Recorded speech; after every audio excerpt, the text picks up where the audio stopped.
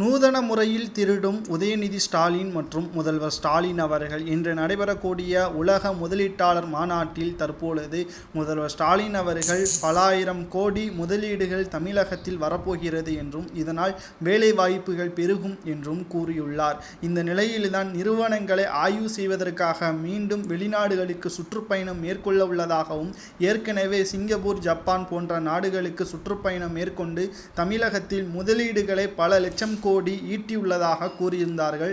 ஆனால் இதுவரைக்கும் எந்த ஒரு புதிய நிறுவனங்களும் தமிழகத்தில் தோன்றவில்லை. மீண்டும் ஒரு உலக மாநாட்டை தோற்றி தற்பொழுது ஹூண்டாய் நிறுவனம் 6150 கோடி கூடுதலாக முதலீடு செய்வதாகவும், அமெரிக்காவில் ஃபர்ஸ்ட் சோலார் நிறுவனம் 5600 கோடி முதலீடு செய்வதாகவும், கோத்ரேஜ் நிறுவனம் 515 கோடி முதலீடு செய்ய உள்ளதாகவும், தற்பொழுது டாடா எலக்ட்ரானிக் 12082 கோடி முதலீடு செய்ய உள்ளதாகவும், ஏற்கனவே 40500 பேருக்கு வேலைவாய்ப்புகளை ஏற்படுத்தியுள்ளதாக தற்பொழுது தகவல்களை வெளியிட்டிருக்கிறார் முதல்வர் ஸ்டாலின் அவர்கள்.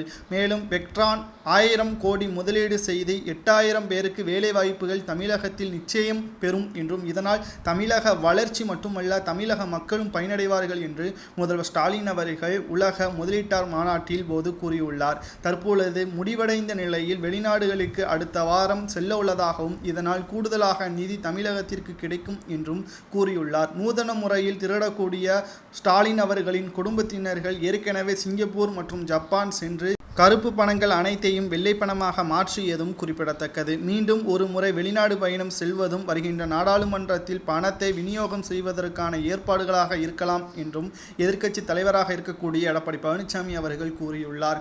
அதாவது தொழில்நுட்பத்துறை அமைச்சர் இதில் கலந்து கொள்ளாததும் தற்பொழுது வேதனையை அளிப்பதாகவும் எடப்பாடி பழனிசாமி அவர்கள் கூறியுள்ளார். ஸ்டாலின் பற்றிய உங்களது கருத்துக்களையும், நூதன முறையில் திருடக்கூடிய திமுகவினர்களுக்கு என்ன தண்டனை கொடுக்கலாம் என்பதை கமெண்ட் வாயிலாக கூறுங்கள்.